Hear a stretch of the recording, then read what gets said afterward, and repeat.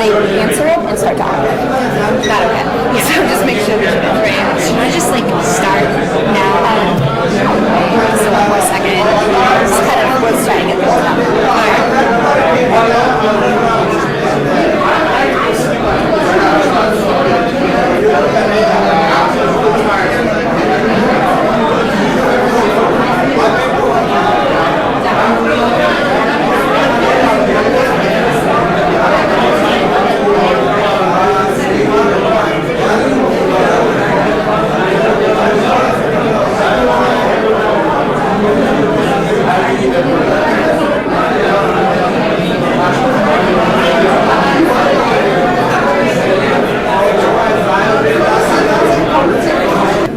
Welcome to the second anniversary banquet dinner dedicated to the victims of the 2011 Sin flood. I just want to take this moment to remind everybody to please turn off all cell phones for the remainder of the evening. That'd be much appreciated. Thanks. All right, well, I guess I'll start with, my name is Melissa Dimmick. I'm an intern at the Sapac this semester. Kind of an interesting situation of how I ended up here with Munawar contacted me this summer, and I was torn between this organization, the State Department, and ended up taking the State Department to find out I didn't have clearance, and just got it yesterday. So in the meantime, I was able to come here and work with this fabulous organization, and it's been such a wonderful experience. So I'd like to just begin by welcoming Munawar Lagari, our executive director. He runs this entire organization. He's fabulous, and he'd just like to say a few welcoming words. And so, Munawar.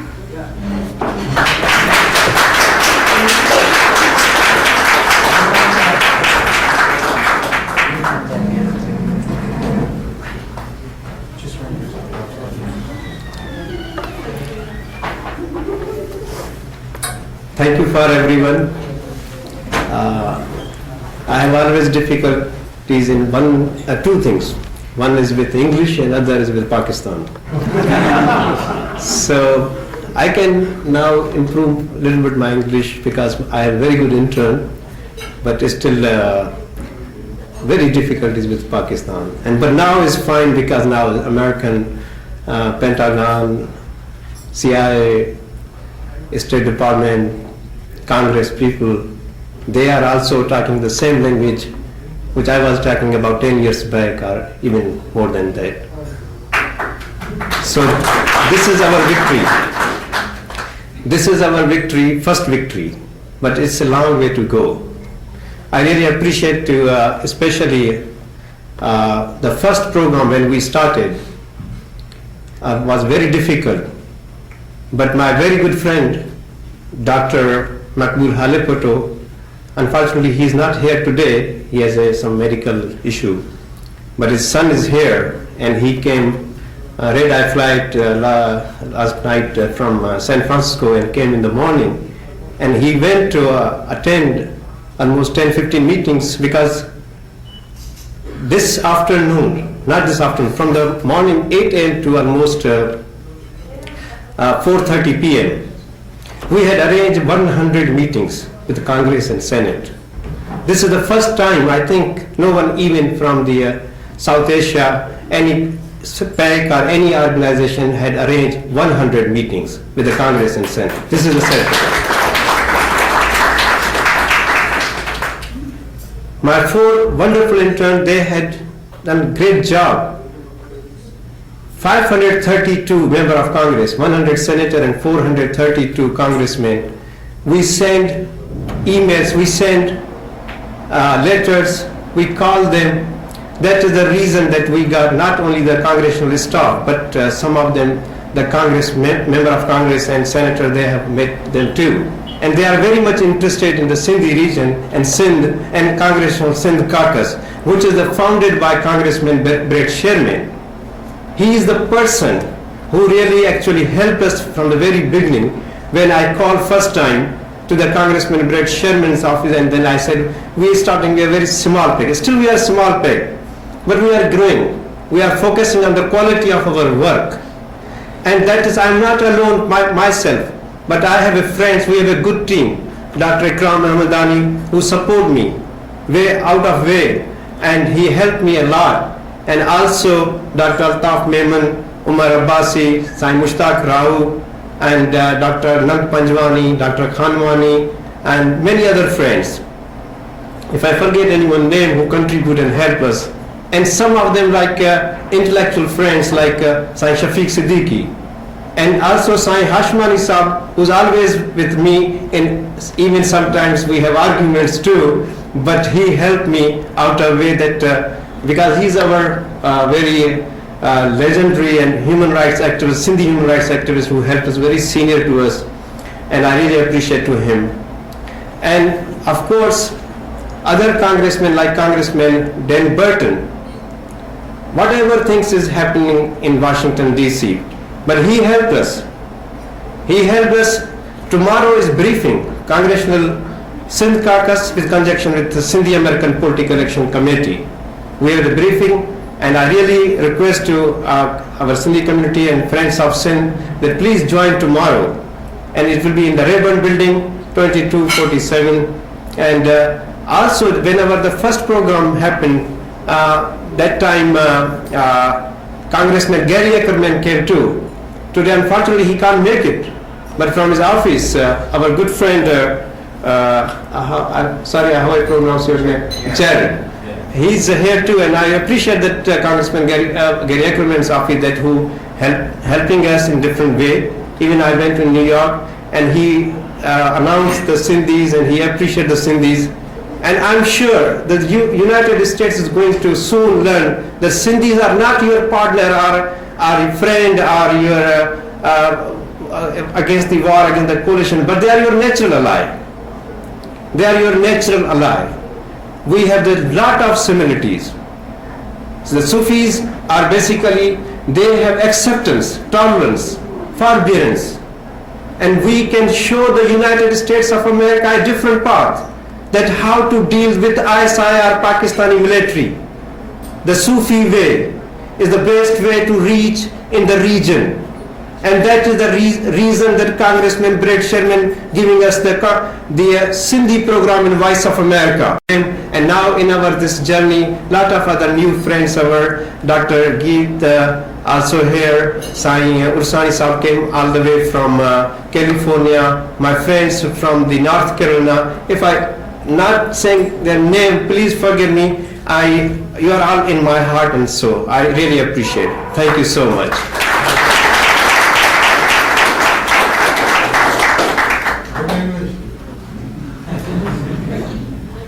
Our first speaker tonight will be Jared Crockett. He was the intern at Sapac this summer. He is a senior at Seton Hall University in New Jersey, and he will be speaking to us this evening about Africans in the Sindh.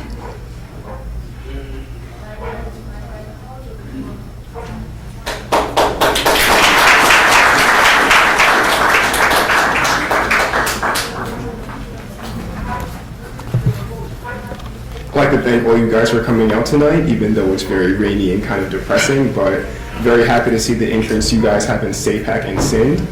As Melissa mentioned, I'm going to discuss very briefly the topic of Africans in Sindh. And most people don't know about this, but Africans have actually been in Sindh for over 1,000 years. I mean, we cannot really pinpoint when the first African came there, but what we do definitely know is that in 732, there was a general by the name of Muhammad bin Qasim, and he was part of the Umayyad Caliphate. This was the major Muslim power at that time. Their headquarters were in Damascus, and they wanted to have control over the Silk Road trade routes. Sindh was very key in these trade routes because the Indus River led to Karachi, and the ports of Karachi formed a nexus between Europe and Asia. So he had an invasion force that he took to Sindh, and one of the key soldiers in this invasion force were black Africans from East Africa. Now, these Africans were slaves, but the slavery that they had is not the same as the slavery you would think of in, say, America or Western Europe or what have you. These Africans were actually quite influential, and they actually went to leadership positions in the military. They actually had control over free persons. They actually could direct armies and direct troops, and some of them actually were on the same level as Qasim himself. So, Qasim was successful in taking over Sindh. He actually ruled there for about 5 or 6 years. But unfortunately, he was eventually kicked out. But even though he was kicked out, the Africans did remain in Sindh and they formed a presence there. This is the first real contact between Africans and Sindhis, and it actually continued in this fashion. The most populous time and the most prosperous time for Africans in Sindh was from the 1200s to the 1600s. This is when there's a very large influx of Sindhis from East Africa. They either would go by boat through the Indian Ocean to Sindh, or they would take a land route. They would go through the Arabian Peninsula to the shores of Iran, and then they would go by land into Sindh and set up shop there. Now, at this time, during the 1200s and the 1600s, this is the time of the Mughal Empire in India. And as I mentioned before, under the Muslims, the slave Sindhis actually had a lot of power, and this continued under the Mughal Empire. They were actually allowed to become viziers. They could hold in the royal court, and one of them actually was able to marry a female minister, even though he was eventually executed for that. So this shows you that the great power that cities actually had in Africans actually had in Sindhi society. Unfortunately, when the British arrived and started taking over, they wanted to replace the black African influence. They started introducing racial politics and downplaying the role of Africans in Sindh society. And this started leading to the present situation of Shidi, which is what they're also known as. The British, even though they did abolish slavery, they did not give the black Africans the same influence they once enjoyed. As I mentioned, under slavery, even though they were slaves, they had control over free persons. They actually had military conquests and things of this nature. But under the British, they were basically unskilled laborers. They had no royal influence. They had no jobs. They were given no skills, none of these things. So they're basically unskilled, and they lived in poverty. This is their general situation until 1947, when the country was partitioned into India and to Pakistan. This presented a newfound opportunity because most of these black Africans lived in Karachi, and Karachi, as you may know, used to be the capital city of Pakistan. So since they're in a rapidly expanding capital city, there's room for them to expand in education, in healthcare, in land ownership, and things of this nature. Unfortunately, they were not the only ones trying to cash in on these opportunities. Many immigrants who were in India also came to Pakistan, and they wanted to cash in also, and were able to push the cities out. So this is their present situation right now. They're mostly unskilled laborers, they're mostly very poor, and they're mostly marginalized in society. And this is a topic that people should very much be interested in the future. Thank you.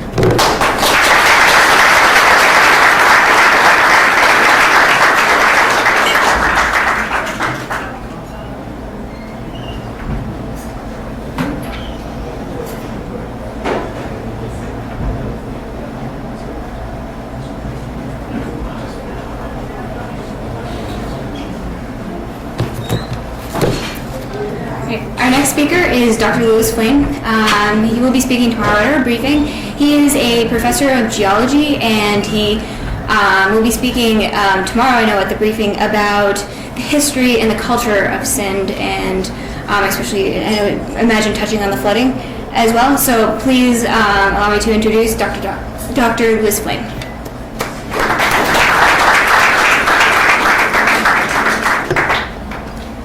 My name is Louis Flam. I'm professor of anthropology at Lehman College of the City University of New York. And I first went to Sindh in 1974 and fell in love with the people, the culture, and the country. And I've been working in Sindh now for 37 years. I'm an archaeologist. And I've been particularly working in the western areas of Sindh in Dadu and Larkana districts. But I'm not going to talk about archaeology tonight. What I'm going to do is just give you a small photo essay of photographs that I put together from my collection of 37 years of living and doing research in Pakistan. And I can only say that I hope that you enjoy it. One of the finest honors I've ever had was in 1983. Dr. Ghulam Ali Allana, who was director of the Institute of Sindhology at the University of Sindh in Jamshid, and Mehtab Rashidi, who followed him in that position, said to me one day, "You are a son of Sindh." You are one of us. And I couldn't think of anything more precious to me or important to me. And although at that time, as a young man, I was blonde-haired with a blonde beard, and if you look at me very closely, you'll see that I have blue eyes. So I certainly didn't look too much like a Sindhi, but certainly my heart was in Sindh and is still to this day in Sindh. I work in Sindh. And so to put on a further aspect of being a Sindhi,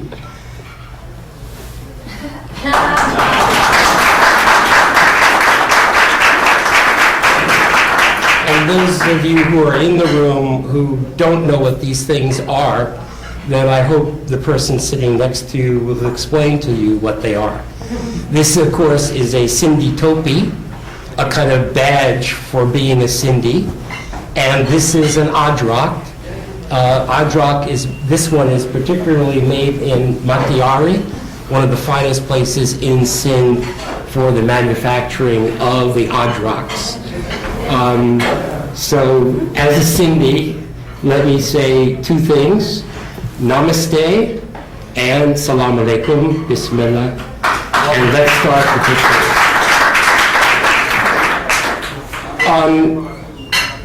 The major feature of Sindh, geographic feature, of course, is the Indus River.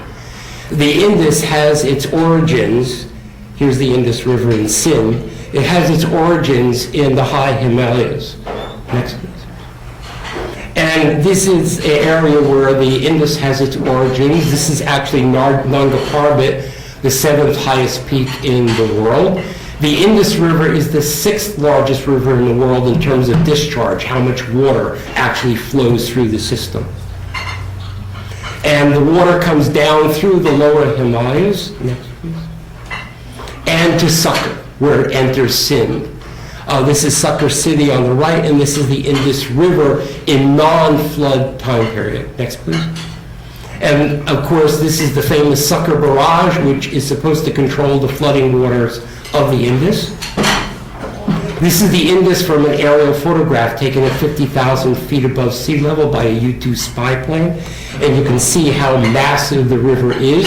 This is not in flood, by the way. And this is the river plain, not in flood. Vast, tremendous, rich soil, and of course fed by the water of the Indus.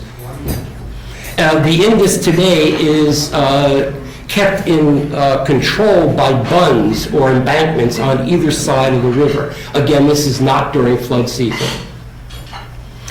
This is the river just south of Mohenjo-daro. When the river is in flood, it floods 10 miles wide, although the Thalweg, or the deepest part of the river, is only a few miles wide. And in this floodplain area, there is Lake Manchar, and there are people called Mohanas, which are thought to date back to the Indus civilization of the 3rd millennium BC. That means between 2000 and 3000 BC. The Mohanas live on the boats, on their boats on Manchar Lake, and they live on the boats. That's their whole livelihood. And they fish the lake and fish. They trade it in the cities and towns and villages. These are the agricultural fields. Sindh is particularly rich as long as the water is not being siphoned off by the Punjab or in the high Himalayas by other embankments and dams. This is the river, this is the floodplain under cultivation in a normal year. And this is what happened last year during the flood. The fields were completely wiped out, and all the agricultural production was wiped out. And the same thing happened this year, but not because of the flooding of the Indus River, but rather because of rainfall. And to the west of the Indus River plain are the Kirtar Mountains. This is another aerial photograph of those mountains. They range in height about 7,000 feet above sea level. And this is the entrance to the mountains. This is, by the way, the area that I've been exploring for the last 30 years. And these are the high Kirtar Mountains, 7,120 feet above sea level. Some of the valleys in these Kirtar Mountains, they're loaded, rich with archaeological sites dating back 6,000, 7,000 years ago. There are people who live in villages and nomads who live in this area. And this is the area of Sindh Kohistan, just to the south of the Kirtar mountain range and north of Karachi. As you probably know, summer temperatures are usually 120, 125 degrees Fahrenheit during the day. I've actually been out in June in 140 degree temperatures doing explorations. And there are villages throughout the Sindh Kohistan area also. This is on the eastern side, near the Indian border. This is Kiplo. And it's, of course, right at the edge of a huge sand dune desert where some of the dunes are 1,000 feet high.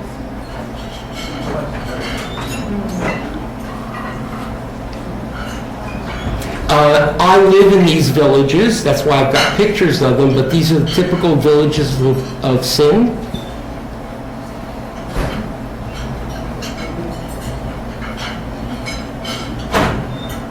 The villages also have nomadic people who are living in symbiotic relationship with the settled village farming communities.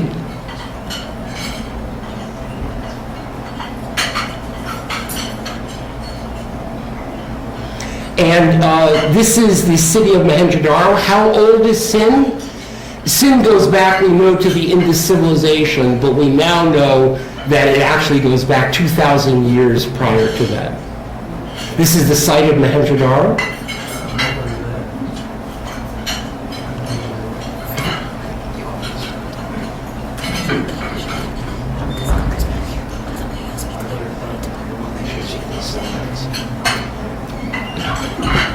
And then the excavations that I'm conducting in Dadu district at the site of Ghazi Shah, the area cleared for excavation, and our excavations which now push Sindhi culture back to 4000 BC, 6,000 years ago. That is 1,500 years earlier than Mohenjo-daro. Our deep excavations, radiocarbon dated to 4000 BC. Kodiji Fort.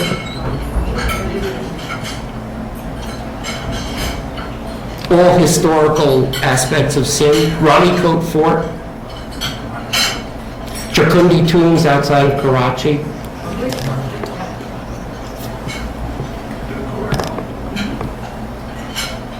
And modern tombs. These are the Chandian tombs in the Kirtar Piedmont. Beautifully decorated. These tombs are all over Sindh. Rodi and people.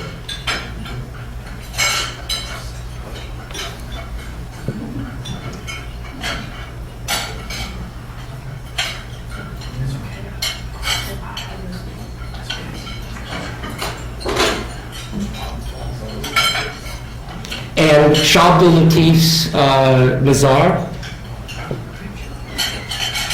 And the famous Camel Festival of Badin, which was completely wiped out this year because of the flooding. They do something very unique to the camels. They carve designs on the winter fur of the animals, and the designs are the same designs on the pottery of the prehistoric site of Mohenjo-daro.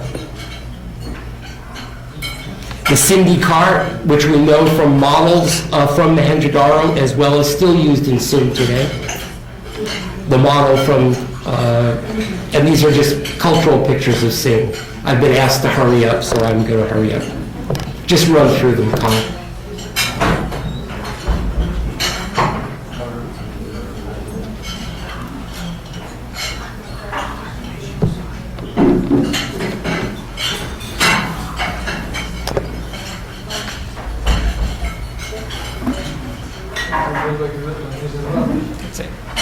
Thank you.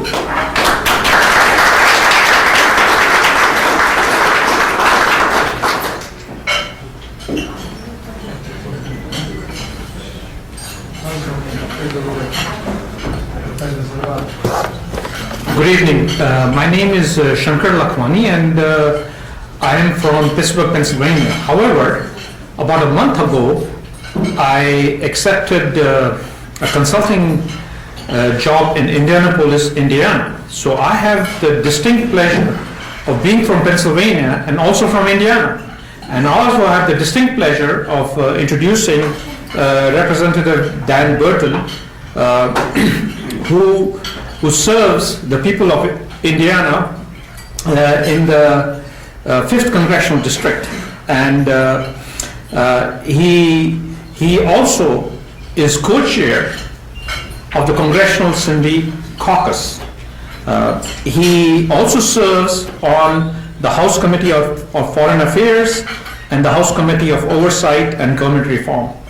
I don't want to take up much time, and without much further ado, I want to request Congressman Dan Burton to come and say a few words.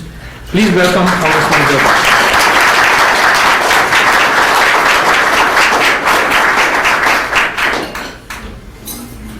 Thank you. Thank you very much for that introduction, and it's nice to know that we have another Hoosier. You know, a lot of people here may not know what a Hoosier is, but since he's now a new resident of Indiana, I thought I might start off by telling you what a Hoosier is. Back in the 1800s, evidently there was some kind of an altercation, a fight, and somebody bit an ear off, and they said, "Whose ear?" and it became Hoosier. Well, you may not believe that, but then there was another one when somebody would knock on the front door and people spoke with a big Hoosier accent, and they said, "Who's here?" and that's how Hoosier started. To tell you the truth, I don't know how it started, but those are a couple of the rumors we've heard. Let me just say, I can't. I see some of my colleagues here tonight, and I don't know if they've spoken yet, but they're much more eloquent than I, so hopefully they'll be able to speak to you a little bit. But Congressman Sherman and I, Congressman Sherman's a Democrat from California, and I'm a Republican from Indiana. We became very concerned about the problem in Cindy because of the terrible tragedy that's taken place over there. Millions of people have been displaced. Hundreds of thousands of houses have been destroyed. It's just been a terrible tragedy. And because we have been friends with Pakistan for a long, long time, and because they've been allies of ours in a number of conflicts, including the one when the Russians invaded Afghanistan and others, we feel an absolute obligation, at least I do and Representative Sherman does, and Sheila Jackson Lee, who's the co-chairman along with me of the Pakistani caucus. We feel very concerned about the relations that we have with Pakistan, how important it is, and how important it is that we pay attention to problems like what happened in Sindhi. So let me just say that tonight, the notes I have show that 5.8 million people are struggling to survive in Sindhi and some other provinces there. 1.5 million houses were damaged, 3 million acres of crops are destroyed. I think the gentleman that just talked, I would love to have watched more of his presentation because I'm very interested in history and particularly of that region, so hopefully I'll get a chance to talk to him sometime later and learn more. But and a lot of cattle have been lost. It's just been tragic. The United States of America has authorized $357 million for Pakistan flood relief, and only about 18% of that money's been released yet. And so we're contacting the Obama administration to try to get that money released as quickly as possible. Congress 2 years ago authorized $7.5 billion in civilian aid to Pakistan, and only about $2 billion has been dispersed. And so we're going to try to get that money released as quickly as possible to help those people who are in need.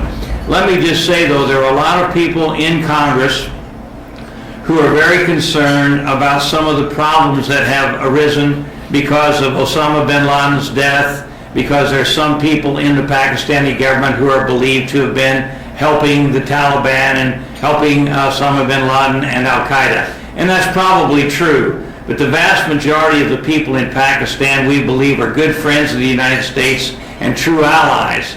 and it's extremely important that we keep a strong relationship with Pakistan. Pakistan is a nuclear power. We need to make sure that our relationship is strong so that that whole part of the world is stable and that we don't see some kind of a release of nuclear weapons into the hands of people who would do the rest of that region and the whole world harm.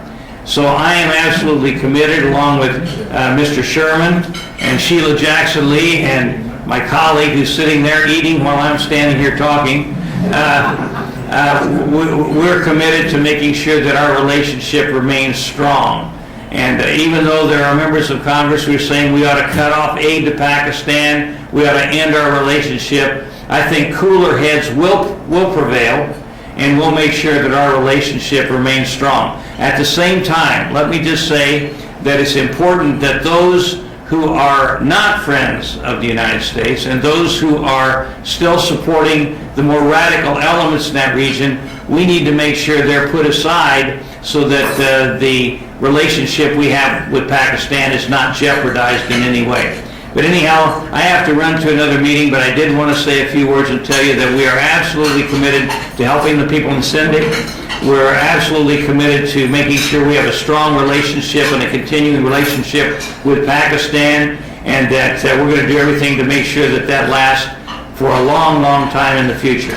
And with that, thank you very much for letting me stop by this evening.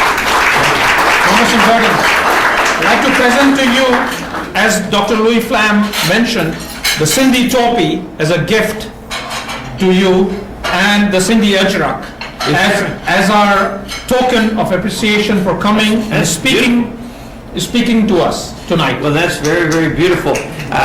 We have limitations in the Congress on what we can accept, so I'm going to assume this is below the gift rule. And you're my witness. You're my witness.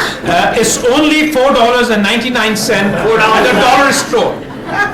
Thank you, sir. Thank you so very, very much. Really, really. Thank you very much for speaking. As you speak about the sin, I gave you a documentary which is all the sin About sin? documented in 2008. And this is the holy shrines of sin, which show you that we are the people who are not radical. Sindhis are the Sufis, and it's all in here. You will enjoy it. For those of you who couldn't hear, he just gave me 2 DVDs about Sindh and about the relationship that we have with Sindh and with the people of Pakistan. And I'm going to go home and I'm going to watch these tonight. So I want you to know. And once again, it's really nice being with you, and our relationship will remain strong because the vast majority of those in Congress realize how important Pakistan is to the United States and to the whole region. Thank you very, very much.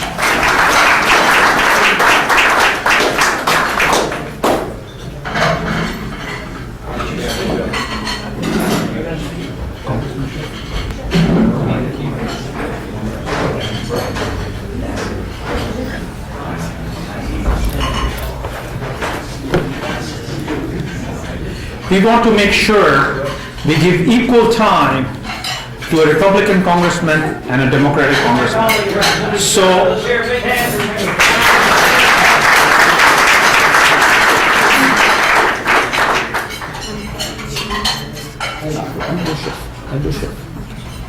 I'd like to, it's my again distinct pleasure to introduce Congressman Adam Schiff from California. Now, I also have a connection in California. My son lives in LA, so we have a connection very close to Burbank, where the congressman lives. So he lives in Santa Monica, so it's pretty close. The Congressman Schiff is married with 2 children, just a point of personal interest, and he has served the people of California since 2001 in the Congress. He's a graduate of Stanford University and Harvard Law. And he is the first member of the Congressional Sindh Caucus and represents California's 29th district. He also serves on the House Appropriation Committee and Commerce, Justice, Science and Related Agencies subcommittees, as well as State Foreign Operations and Related subcommittees. Without further ado, I request Congressman Schiff to speak a few words to us tonight. Please welcome Congressman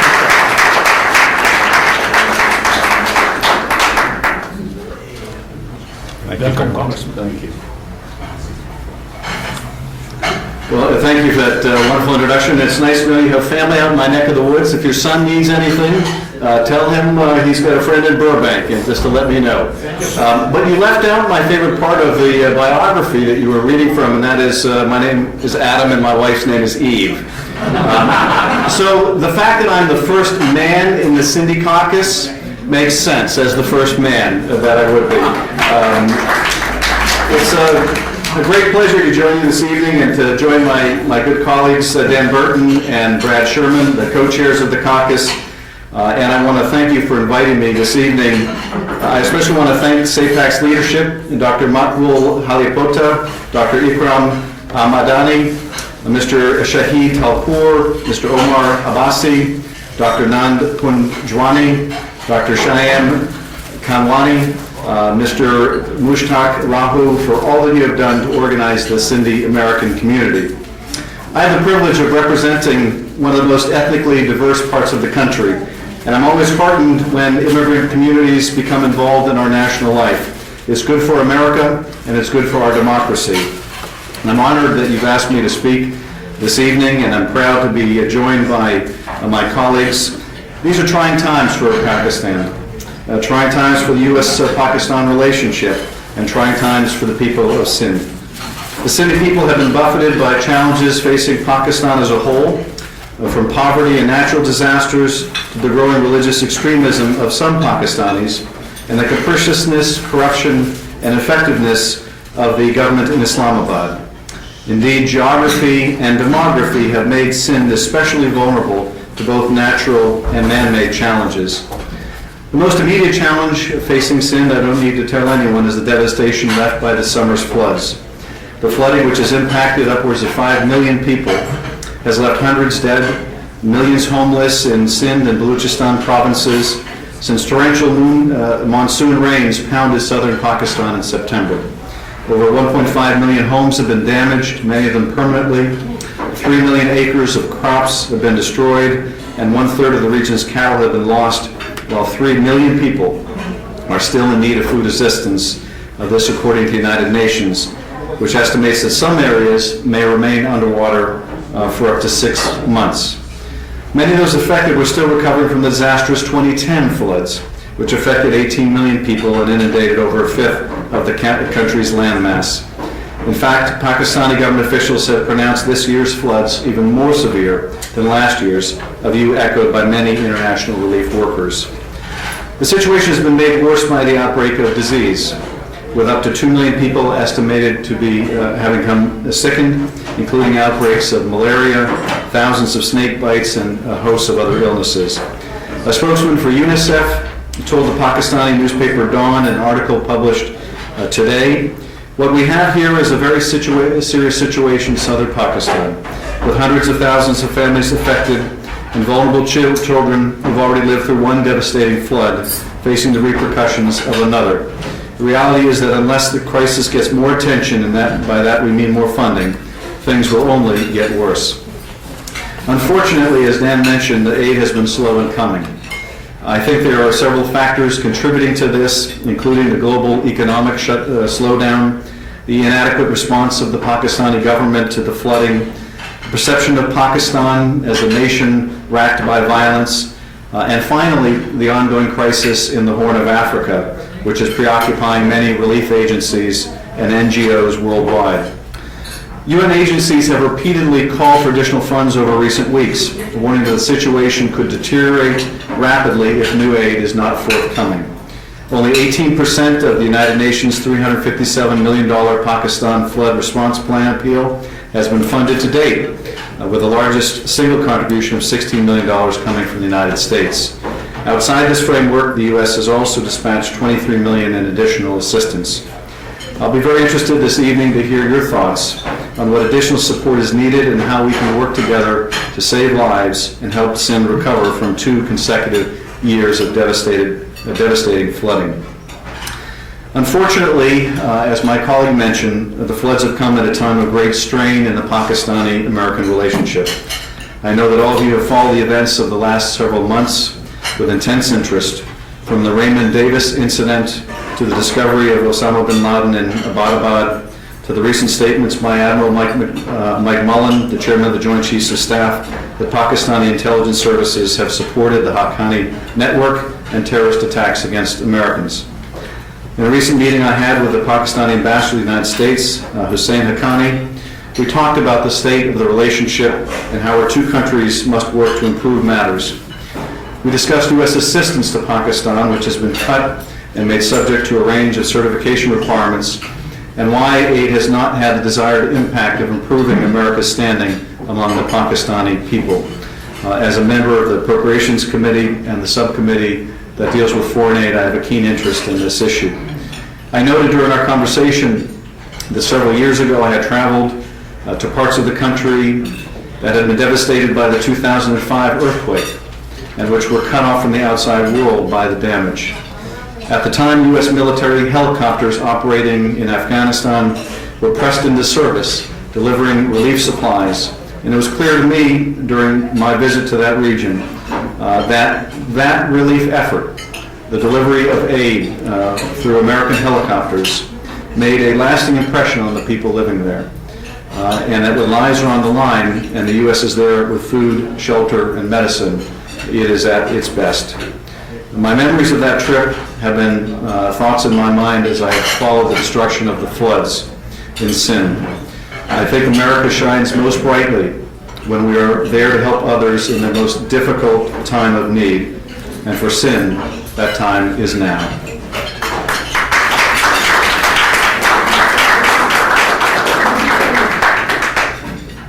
Pakistan is also under enormous strains internally, and I know that Sindh has been affected by the fracturing of Pakistani society and by growing concerns of religious intolerance.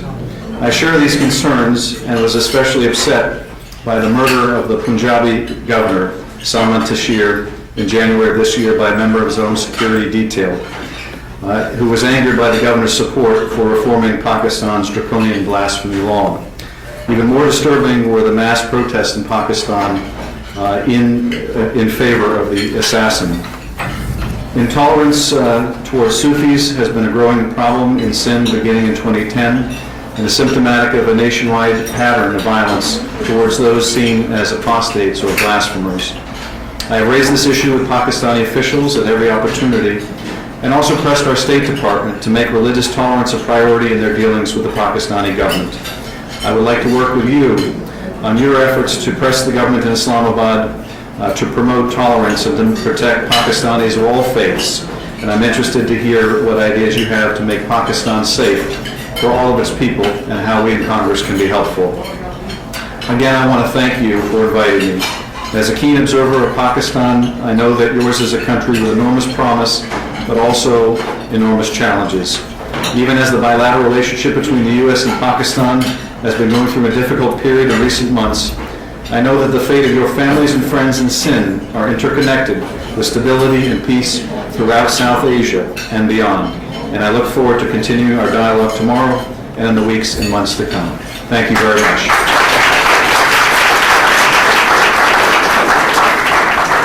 I'd like to present Congressman Schiff a token of our appreciation, a Sindhi topi and a Sindhi ajrak. I must state that Congressman Schiff has been always supportive of the minorities and the rights of the minorities. I remember that he's a great supporter of the Armenian people and their quest for justice in the genocide that occurred in 1915. So I applaud Congressman Schiff for being sensitive to the rights of the minorities who live in Pakistan. And thank you very much for coming. Thank you.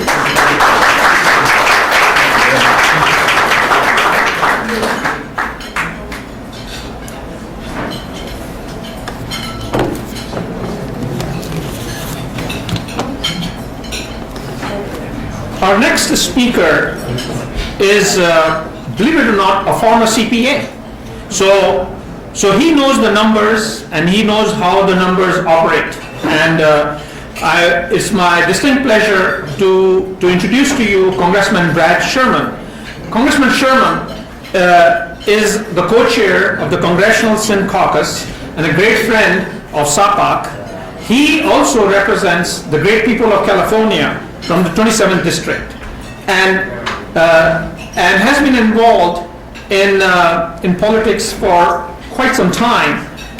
He also graduated from Howard Law and currently serves on the Committee on Foreign Affairs, Subcommittee on Terrorism, Non-Proliferation and Trade, and Subcommittee on Asia and the Pacific. So without further ado, I request Congressman Brad Sherman to come in and speak a few words with our friends today. Congressman Sherman.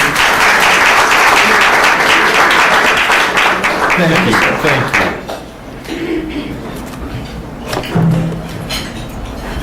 Hello, I'm Brad Sherman. I am from California, and I'm from California's best named city, Sherman Oaks. With me today is Sapac Kurdistani, my foreign policy advisor, and Sapac knows something about what it is to be part of an ethnic minority in the Middle East. I want to introduce or mention someone who's not here today, my grandfather, Louis Moss, who worked for the United Nations in Sindh in 1950, 51, and 52. And I can't tell you that my personal contacts with Sindh go back quite that far, as I was not born until 1954. But I had a chance on a couple of occasions as a youngster to talk to my grandfather. And now it's been a pleasure to be with this organization from its very beginning and to co-found and co-chair the Sindhi Caucus. My pronunciation will be bad here, but let me say Sindhi Marhoon K Salam Ayan Ba Lekar.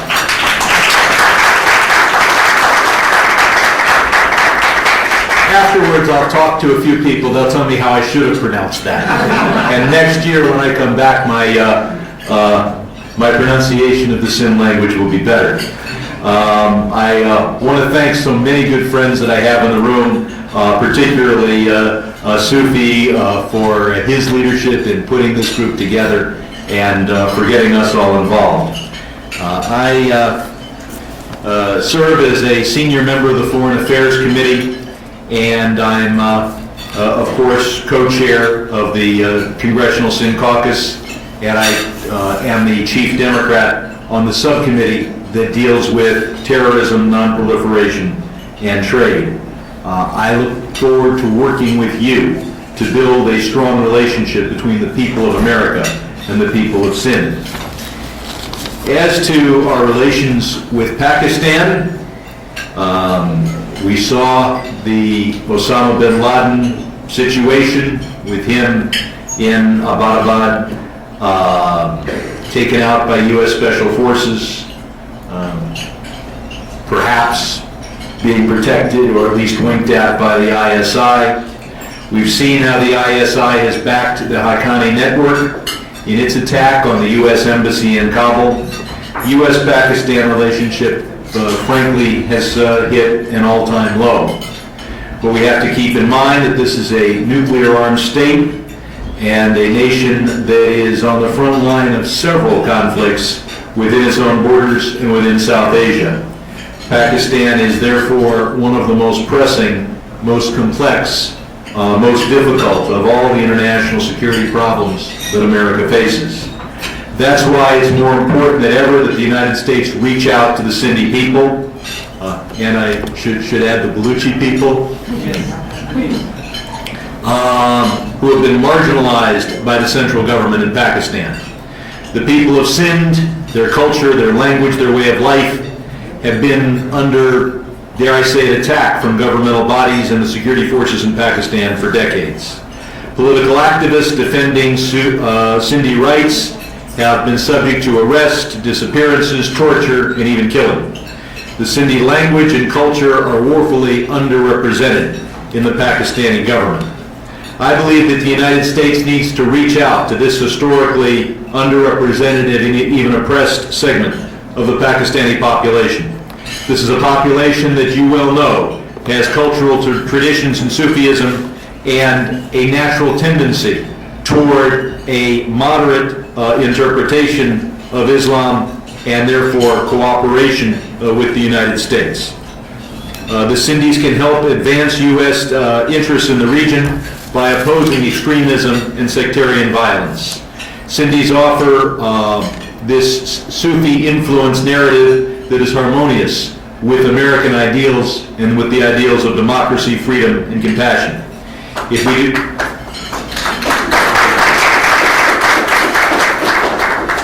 If we do not seize the opportunity to reach out to the people of Sindh, we significantly increase the chances that Pakistan will fall under the influence of the most extremist elements.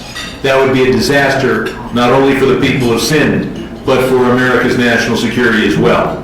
We cannot ignore the southern third of Pakistan, and especially we cannot ignore the native population of Sindhis who share our values and share a dedication to democracy and freedom.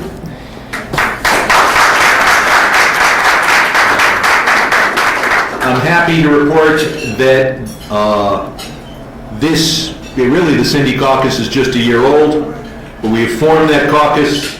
We have some outstanding members, including, of course, Adam Schiff, my neighbor from California. This caucus serves as a bipartisan group of members who are interested in raising awareness of the Sindhis in Pakistan and Sindhi Americans. As the U.S.-Pakistan relationship undergoes challenges, the Congressional Sindh Caucus will emphasize the perspective of the Sindh province and its people on quite a number of issues. The caucus will focus on the protection of human rights of the Sindhi people, as well as the preservation of the Sindhi language and culture. There are those in Pakistan who think everyone in Pakistan should forget every language except Urdu. That is not the future of Pakistan.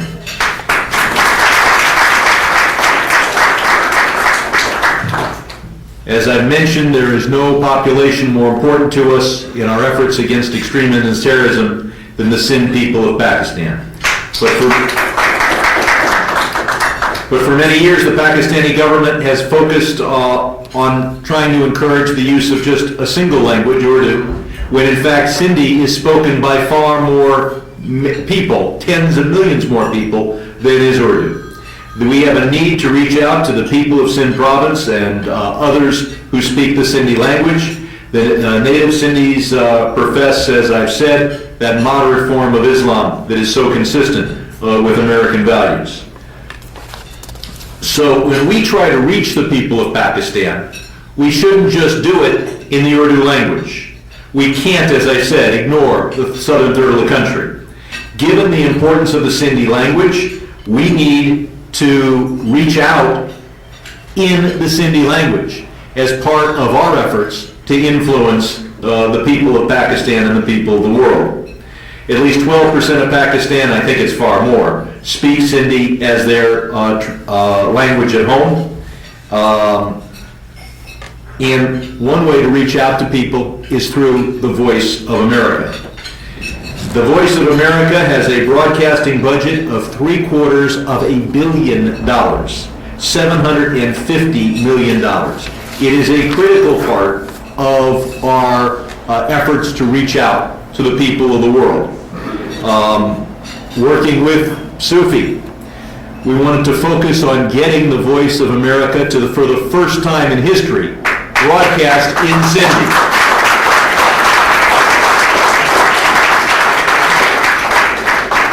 2 months ago, I offered an amendment in the Foreign Affairs Committee to require that we start broadcasting in the Sindhi language. That amendment required that of the funds provided to the Voice of America, at least $1.5 million be used only for Sindhi language programming. I'm happy to report to you that that amendment passed unanimously. I know that this is of importance to intellectuals and activists in the Sindhi community worldwide. Now, though, we have to continue the effort because that amendment is not in the appropriations bill. It is not in language passed by the Senate. I've met with the Board of Governors of Voice of America. They see the importance of broadcasting in the Sindhi language.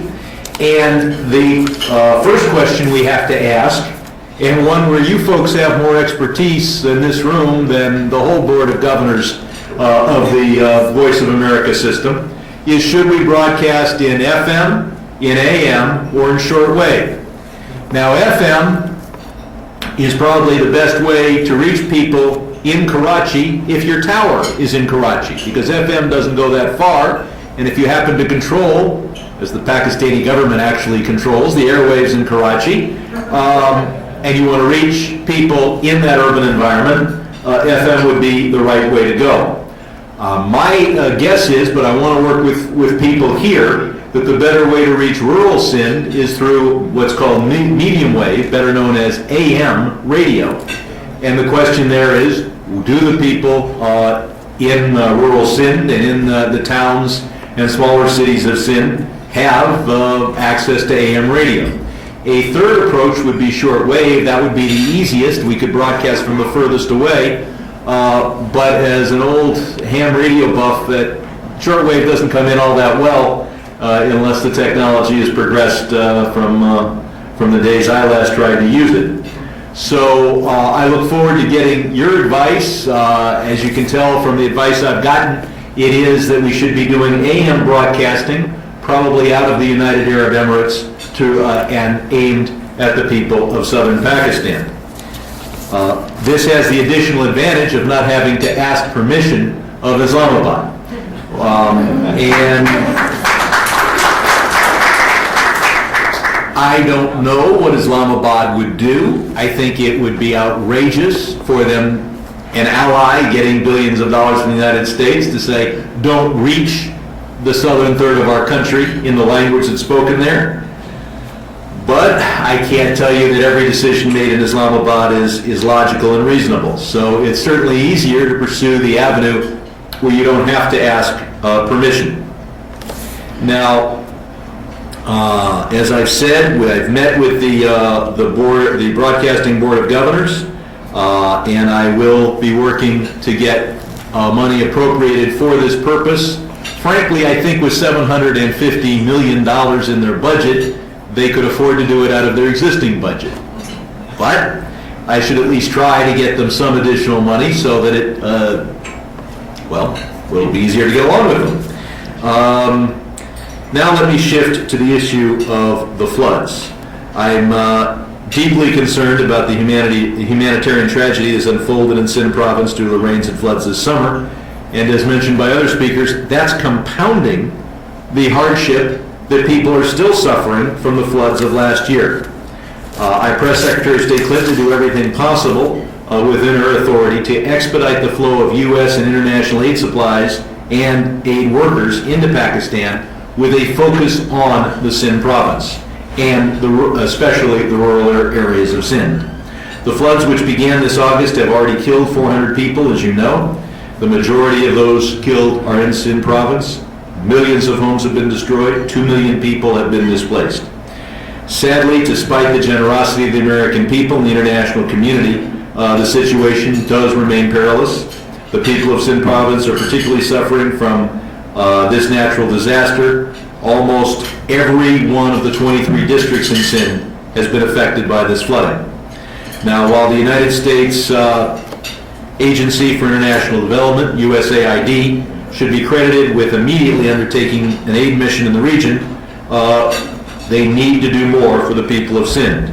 2 years ago, Congress authorized $7.5 billion of civilian aid for Pakistan, of which only $2 billion has yet been dispersed. Using those already authorized funds, the flood victims should be aided so that they can get the aid they need to recover from this natural disaster. And that could be done without additional cost to the American taxpayer, but the American taxpayer has always been generous whenever, and even in these tough times, when there are natural disasters, and there may be additional funds forthcoming. Last year, when the historic 2010 Pakistani floods occurred, I pressed the administration to focus on the Sindh province. The flooding of the Indus River that began in July of 2000 last year was the most catastrophic in many decades. As you know from that flooding, more than 20 million people were impacted, almost 2,000 killed, many thousands injured. And as I mentioned earlier, I began pushing not only the Secretary of State, but also the head of USAID, Dr. Shaw, to ensure that our recovery efforts reach the people that are historically underserved in the Sindh province. They have told me that at least to some degree they've implemented this in providing $2 million for a particular local partner in Sindh. They won't tell me who that is because Pakistan may be such a dangerous place that if it became publicized which of those local agencies was directly funded by the United States, that could be a problem. But I look forward to working with those of you who know what's going on the ground in Sindh to know how effective has the USAID been in light of last year's floods and this year's floods.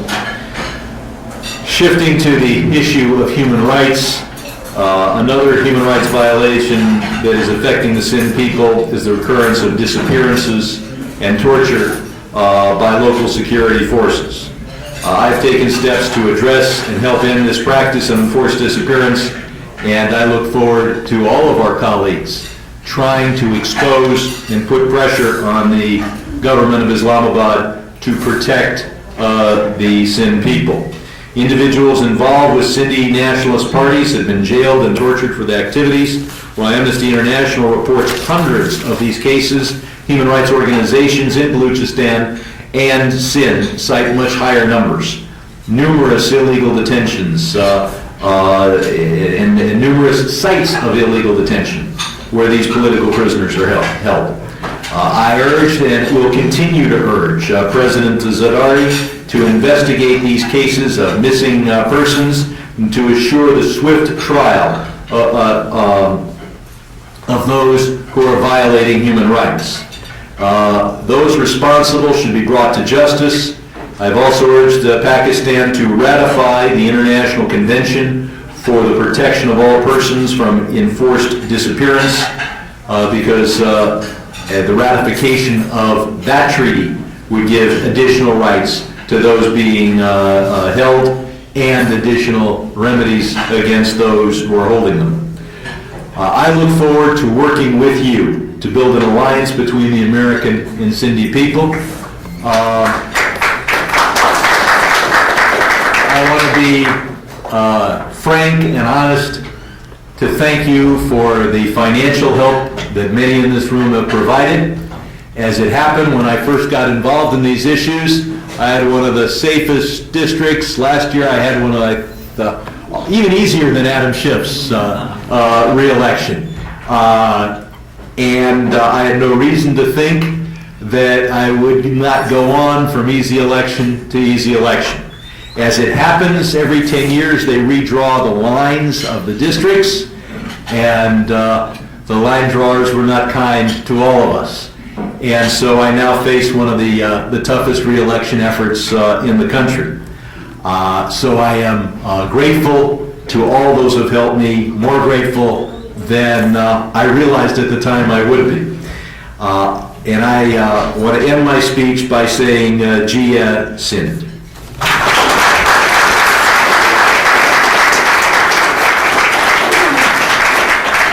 Congressman, we would like to present a token of our appreciation, a Sindhi topi and an ajrak. And thank you very much.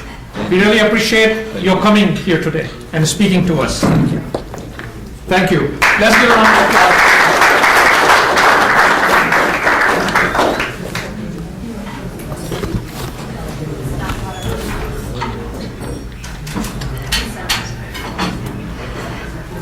Our next speaker tonight is Dr. Harold Gould. He is a visiting scholar in South Asian Studies at the Center for South Asian Studies, University of Virginia, Charlottesville. And he previously has held several academic positions as professor of anthropology at the University of Illinois Urbana-Champaign. From 1968 to 1991, and as director for Center for Asian Studies, also at the University of Illinois from 1978 to 1981.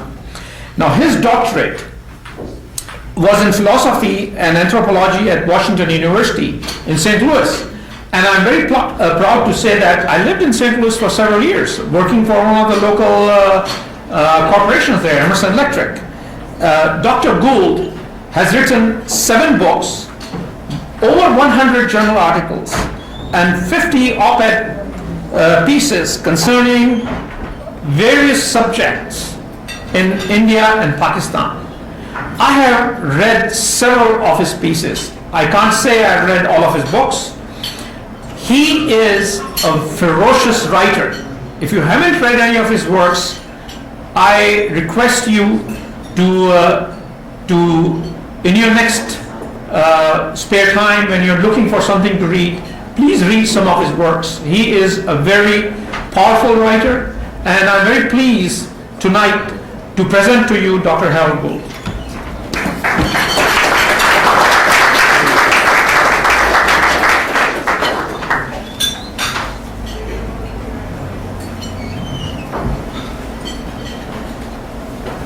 Thank you, Dr. Gould. Introduction.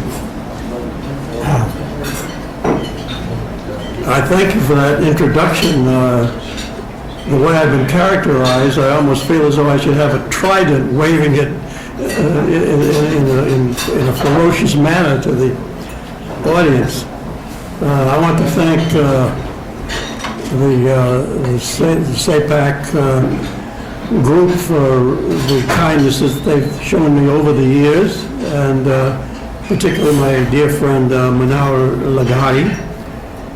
And I also would like to sort of to point out that you can see that I'm not exactly dressed the way the rest of you are, and I will say that that's because I'm really an old India hand, both literally and figuratively, and I've lived about half of my life in India and its environs, and I don't think that I've completely returned to Western civilization in every sense of the word. After listening to the wonderful and eloquent talks that have already been given, I feel a little bit humbled about what I can say about any of these subjects. Is that not working? Oh, okay. Okay, can everybody hear now?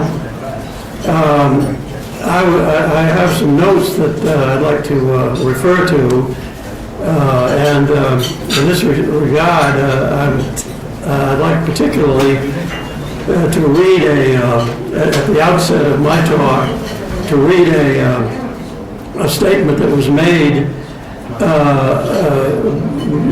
concerning the conquest of Sindh by Muhammad bin Qasim in 711 to 713.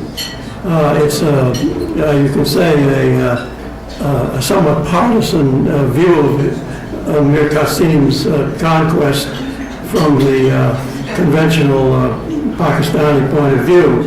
It says, officially sanctioned histories of Sindh in Pakistan routinely describe the invasion and subsequent conquest of Sindh by Muhammad bin Qasim in 711 to 13 as an event that liberated the masses of Sindh from Brahmanical tyranny and oppressive caste rule, ushering in an era of unprecedented social equality that was facilitated by the introduction of Islam.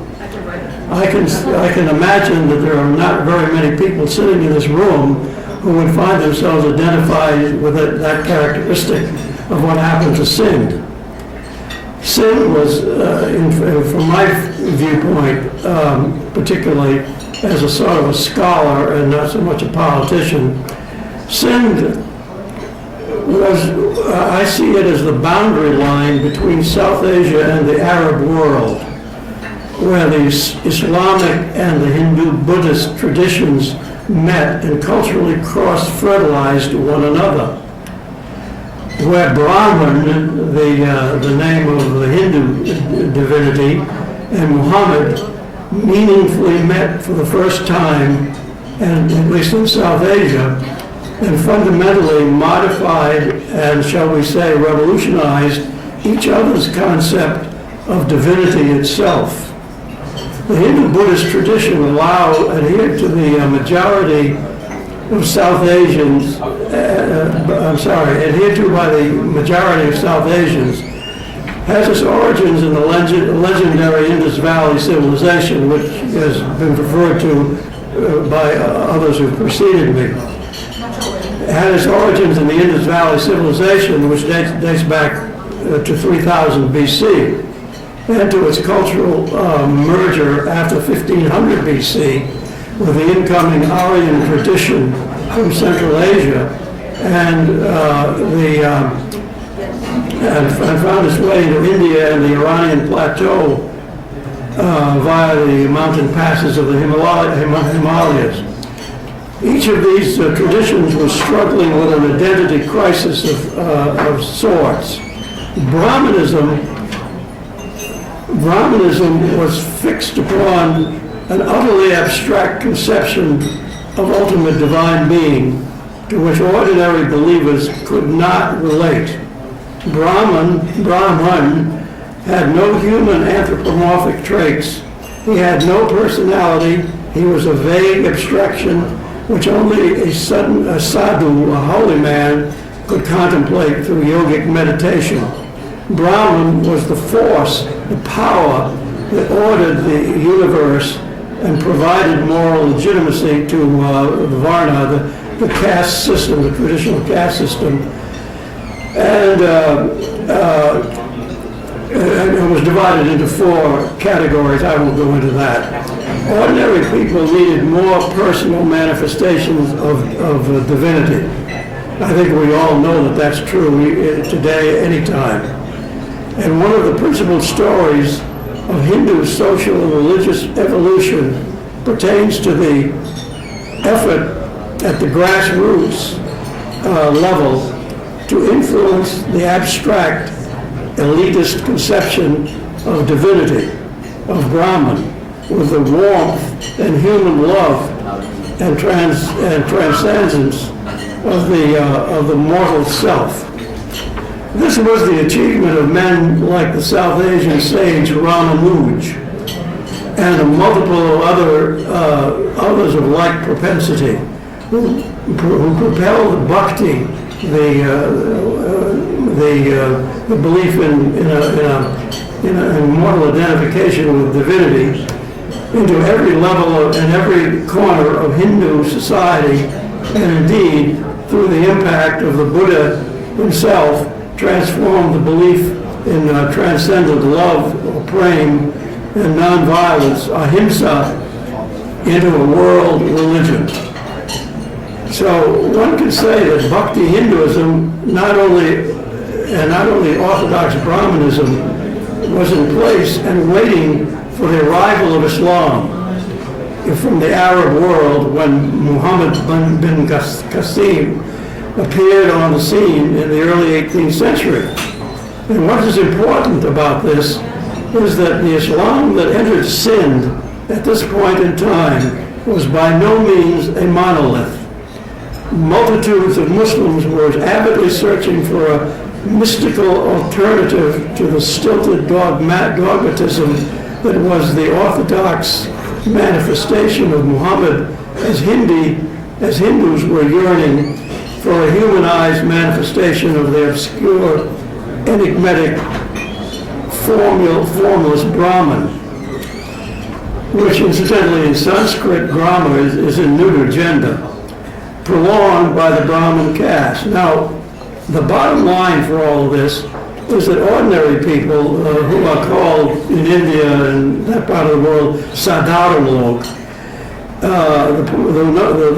the bottom line is that Sadat and Loeb at the grassroots level are unable to identify with esoteric religious abstractions. They need to experience God and as a personal anthropomorphic a form of divine being. This is the point which both ultra-Orthodox Hindus and Muslims missed, which gave scope to actors who had the imagination to depict divine being, and the majority they embodied in anthropomorphic terms, such as happened with the Sufi sect and with Bhakti in Hinduism. Thus it was the Bhakti and Sufism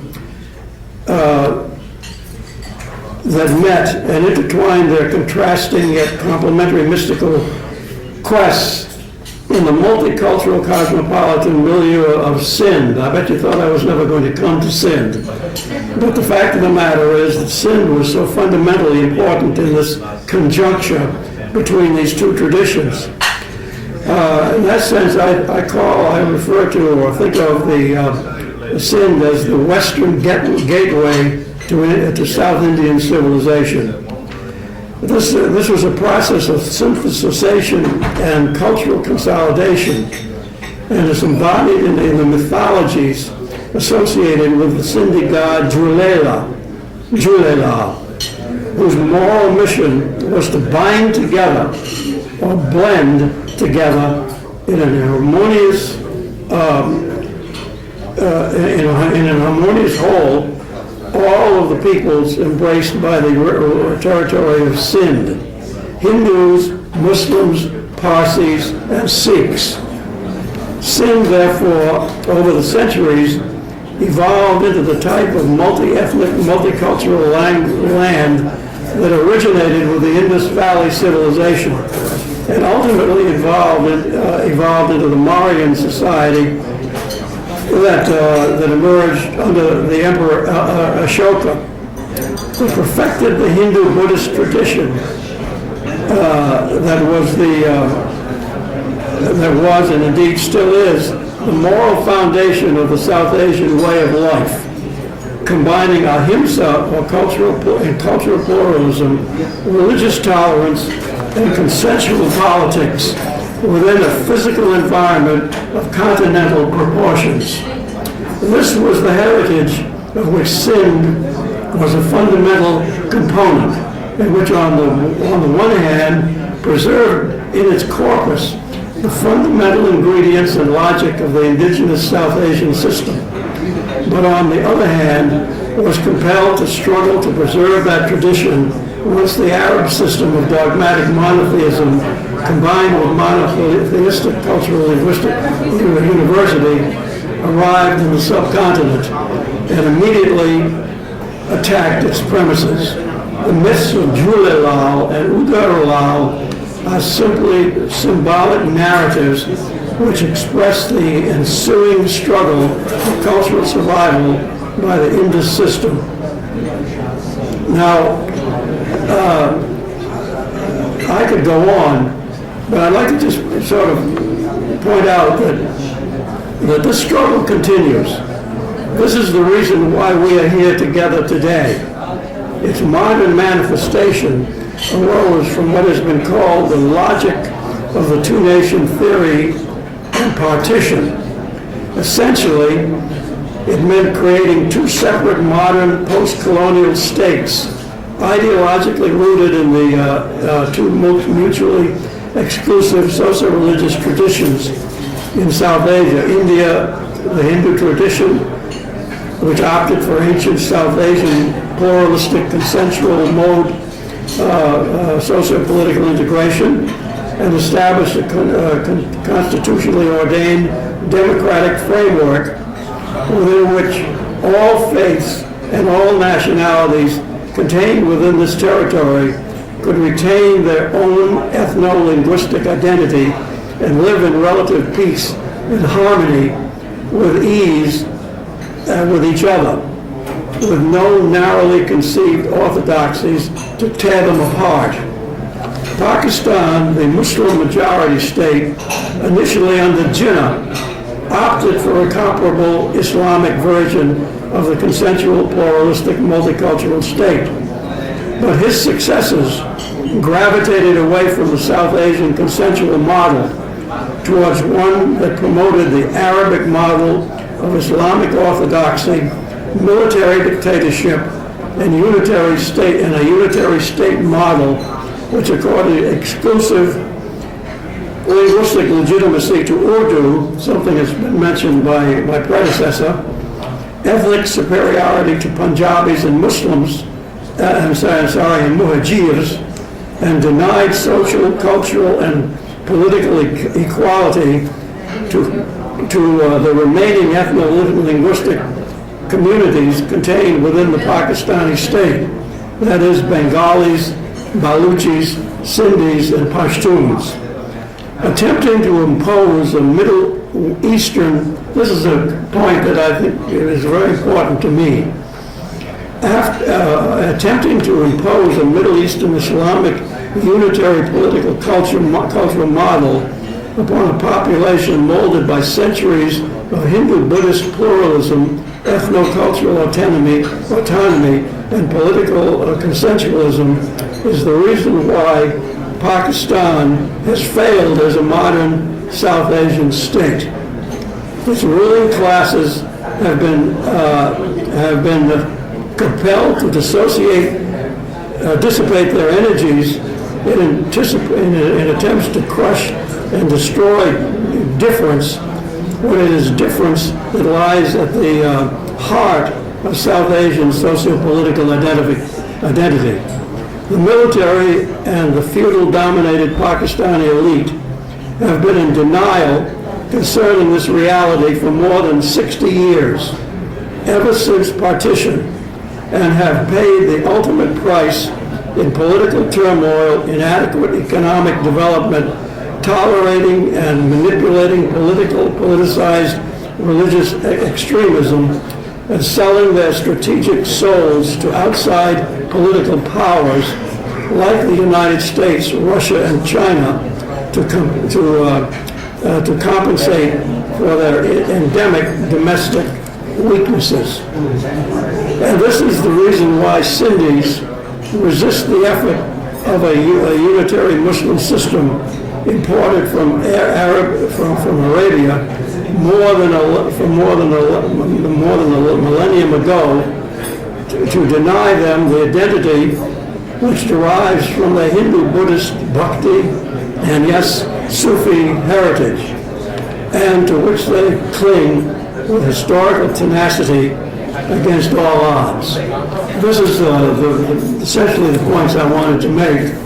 I hope I haven't sounded overly pedantic, but I wanted to give some kind of a cultural historical perspective on what we're talking about around here today. We'd like to thank you so much for your...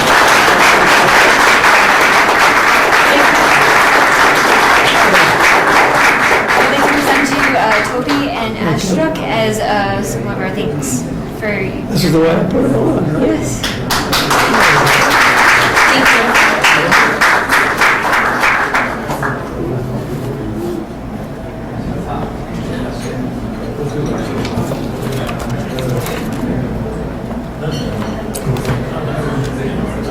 Our final speaker tonight is a man who I had the great pleasure of lobbying Congress today for several meetings, and he's a fabulous individual. Dr. Gul Aga is a professor in the Department of Computer Science at the University of Illinois at Urbana-Champaign and director of the Open Systems Laboratory. He is known for his work on the actor model of concurrent computation and was also editor-in-chief of ACM Computing Surveys from 1999 to 2007. Aga received his PhD in Computer and Communication Science from the University of Michigan in 1986 under the supervision of John Holland. However, much of his doctoral research was carried out in Carl Hewitt's Massage Passing Semantics Group at Massachusetts Institute of Technology.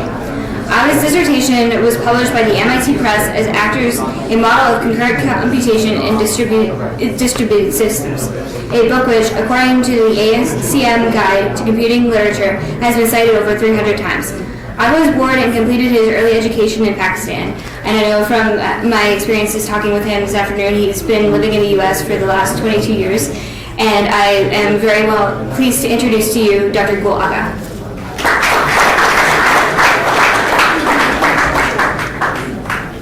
So it's a pleasure to be here. Actually, I had prepared a presentation, but Congressman Sherman's talk basically stole the thunder. If I was his speech writer, I couldn't have written a better speech. So usually I'm, being a professor, never at a loss for words, but after Congressman Sherman's speech, I had to recalibrate and say, okay, what do I want to really say about this stuff? It's everything has been said. He was very articulate and understood all the issues that were happening in Sindh, making my job very easy. So what I'm going to do is just zap through these slides, because most of it you already heard from the congressman, and I'll emphasize just a couple of points to bring a little current perspective on a few of the things. So that, as you realize, Sindh is basically populated around the river, which begins in the north. And we've been hearing about flooding, so for a minute I want to just emphasize the causes of the flooding. The construction of these dams, the Mangla and Karbela dams that you see, and actually every circle there is a dam on the river. All of these dams in the Punjab have been built after 1947.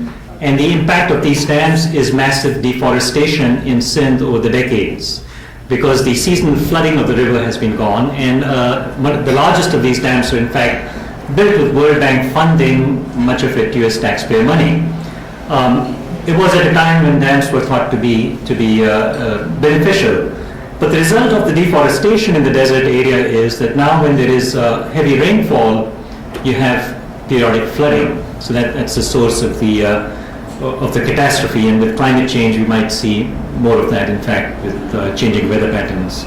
All right, so that's this river. You saw some nice slides, so we'll skip over that. Professor Flam's presentation. Again, a very ancient civilization, going back at least the earliest cities, settlements and cities going back some 9,000 years.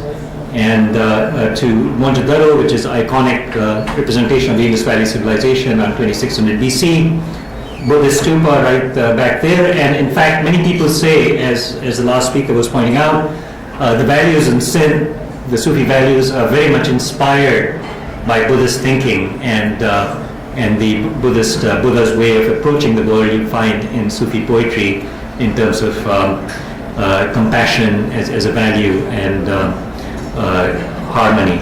So, in fact, you can go back to Alexander's account of invasion of Sindh, and you can see the culture. And this is from the Roman philosopher Strabo, based on a Greek report at the Alexander's invasion time. And he says, God, the supreme king, is never the author of insolent wrong, but is the creator of the light, of peace, of life, of water, of the body of man and souls.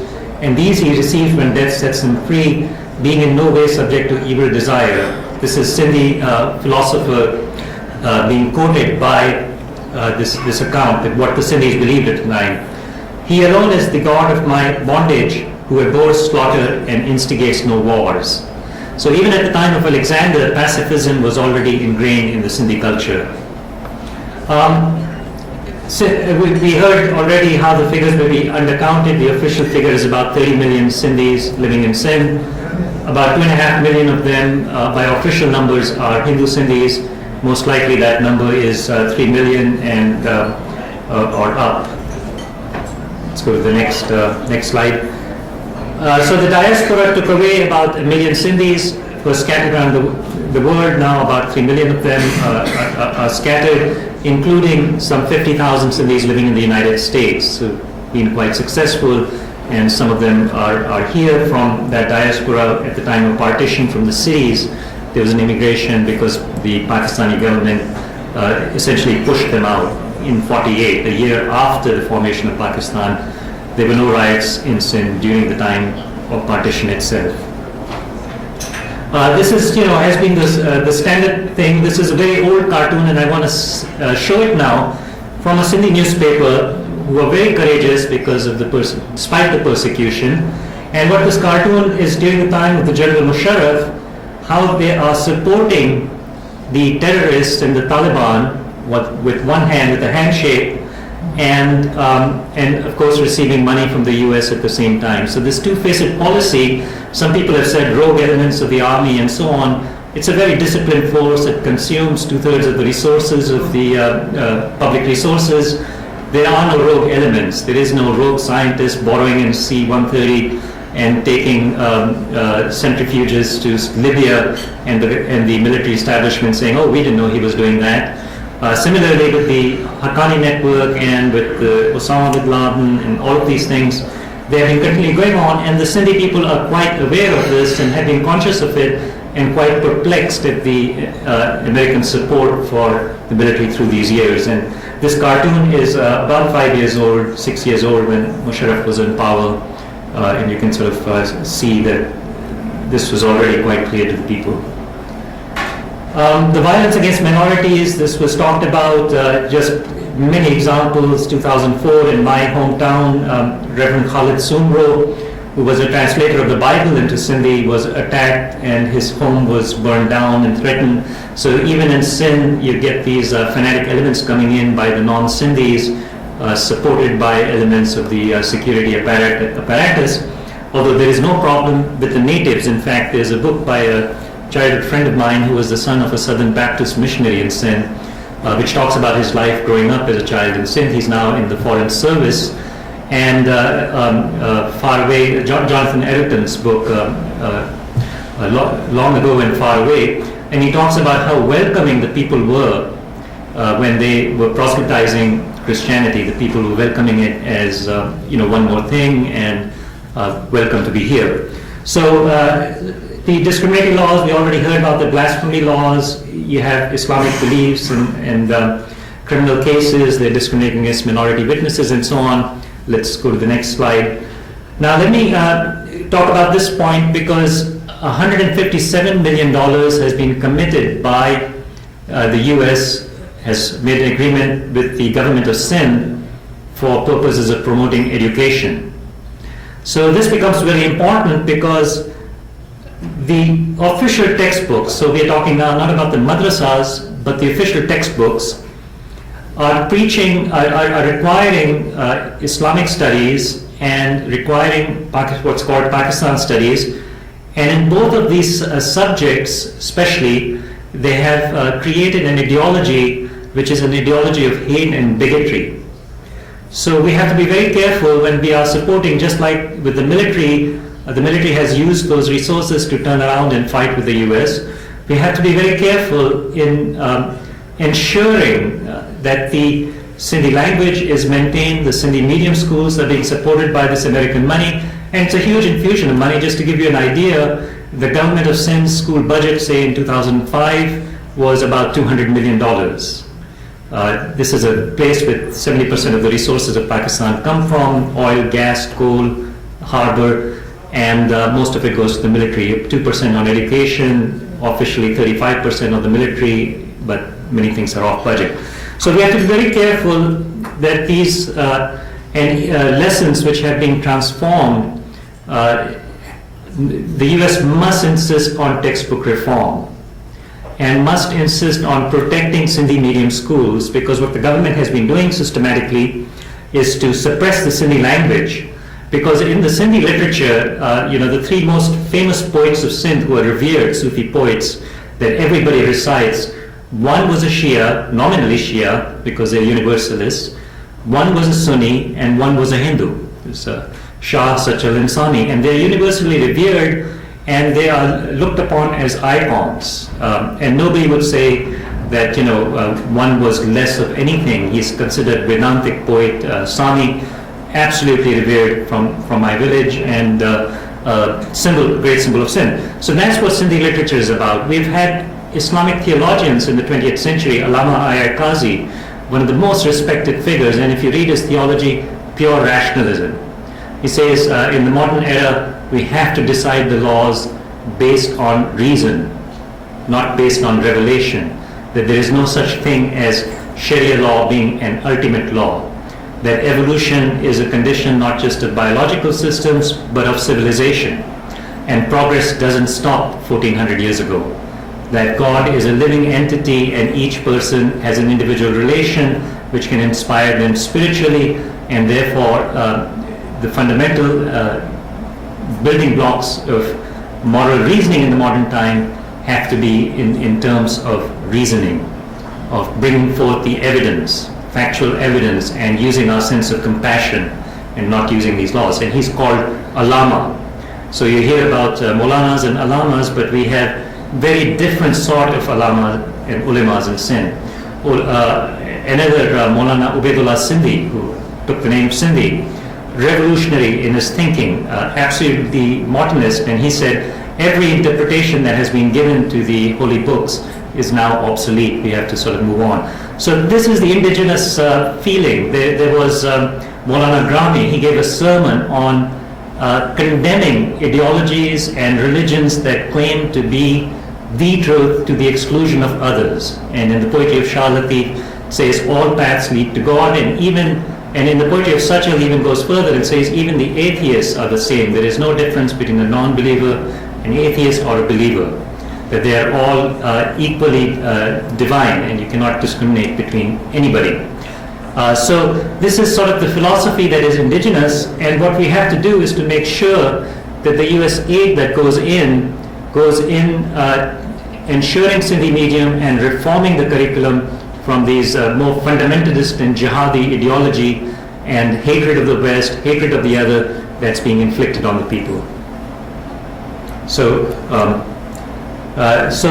suppression of Sindhi press, I won't go into that. There have been repeated attempts and banning and journalists and so on.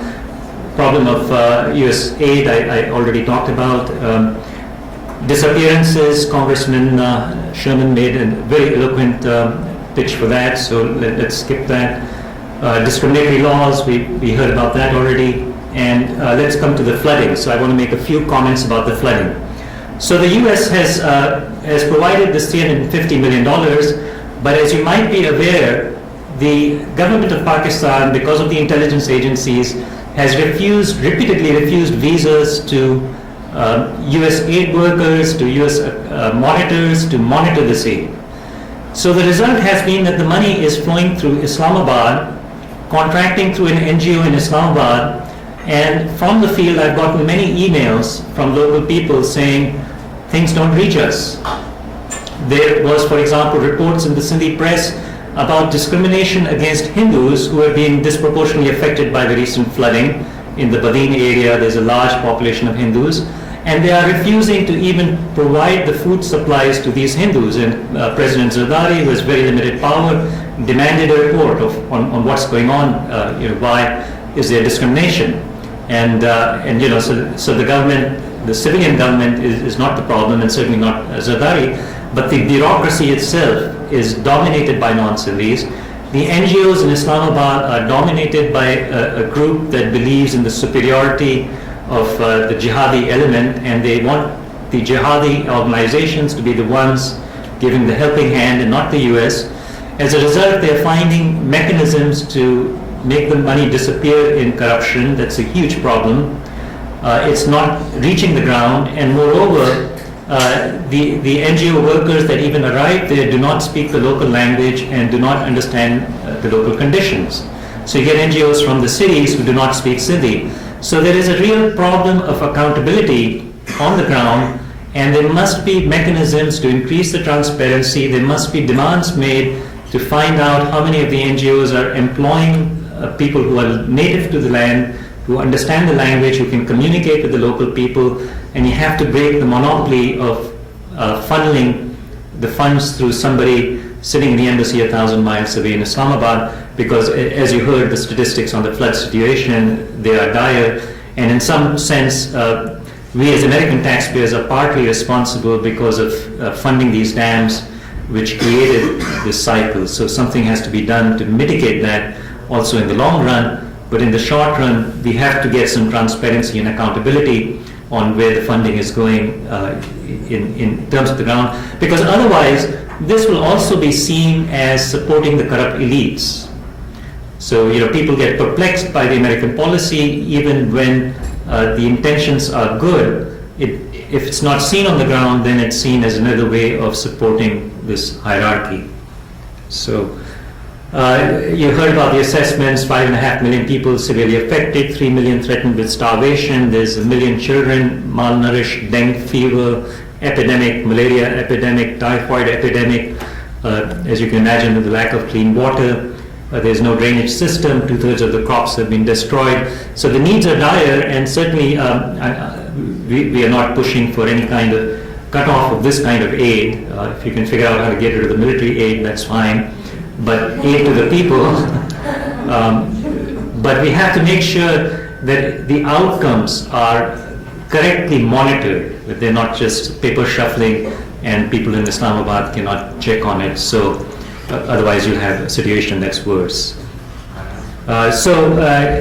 This U.S. has provided most recently 350 million over including last year. As I already mentioned, widespread corruption is a problem. NGO workers do not speak the local Sindhi language, so the instructions aren't even for medicines and so on aren't properly provided. There is discrimination against Sindhi Hindu victims. There was initially even discrimination against the Sindhis. For weeks, they would not allow the UN to make an assessment. The UN food program kept demanding access to make an assessment, and the bureaucrats in Islamabad would say, nothing doing. And I was getting emails from local officials saying it's a disaster, it's not under control, we need an assessment. So that's the end of my talk. The two takeaway points that at this point I want to emphasize are these two things on making sure that the funds are spent properly, applying the pressure, making sure the Sindhi medium schools are not supplanted as this funding goes through. And I really welcome opening the channels of communication for the voice of America in Sindhi. I hope it happens. It's been something that I've been dreaming of for over a decade. It's in fact the first thing I pushed Munawar on when he started this, and we're getting closer to fruition. I also hope, and I will get the Congressman Sherman's ear on this, we've got to create an expertise in the Sindhi language in the US. So let me just give you an example. Professor Marvin Weinbaum, who's at the University of Illinois, retired from there, went to the State Department, and he was in the analysis wing, and I visited him several years ago. And he pointed out that in the entire State Department, now this is a country that's gotten 20 billion at this point of USA in just the last 10 years, never mind with the last 50 years. In the entire State Department, there is not a single person who can speak, read, or write Sindhi. So, you hear about Pakistanis being upset about Raymond Davis. Well, I can assure you, Sindhis don't really care about some ISI agents chasing this guy, threatening him, and, getting killed. Too bad people got killed, but it's no different than any other incident where somebody may have acted in self-defense. The drone attacks, you keep hearing that Pakistanis are upset about the drone attacks. Well, I can assure you the victims in Sindh are worried about their next morsel of food. They're worried about the terrorist attacks on the Sufi shrines. They're worried about terrorist attacks against Shiites, against Hindus. In protecting that society, they are not concerned about drone attacks. If the drone attacks are targeted to the terrorists, that's something, we never celebrate the death of anybody, but that's something that's quite understandable. But what is the problem? The problem is that when you get the entire State Department, nobody can speak the language, nobody reads the language. They get a warped perspective from the Urdu press, from the English press, which is controlled by the elites, and they don't really understand what these people are actually concerned about. Final point there, that even though, so what I'd like to go with that is to point out that there is this Title VI funding for area studies and Fulbright fellowships in the US. And currently there's not a single area study which also sponsors courses in languages, which is sponsoring the Sindhi language.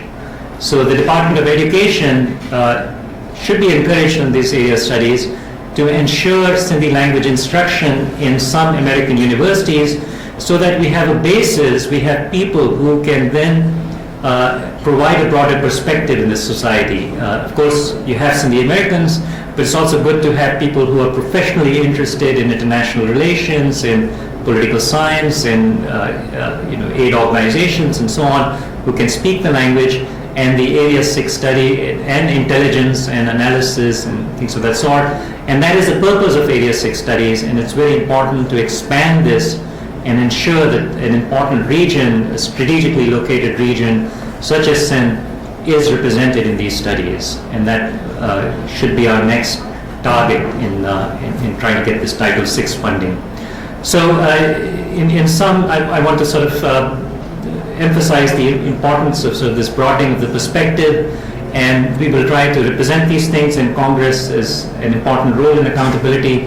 So let me end by thanking Congressman Sherman and Congressman Burton. It's a pleasure to have the caucus start, and we're certainly here, and we're a resource, glad to contribute. Let's work for peace, let's work for justice, and let's defeat the forces of frankly, medieval forces of violence and terror that are threatening to overtake the lands. Thank you.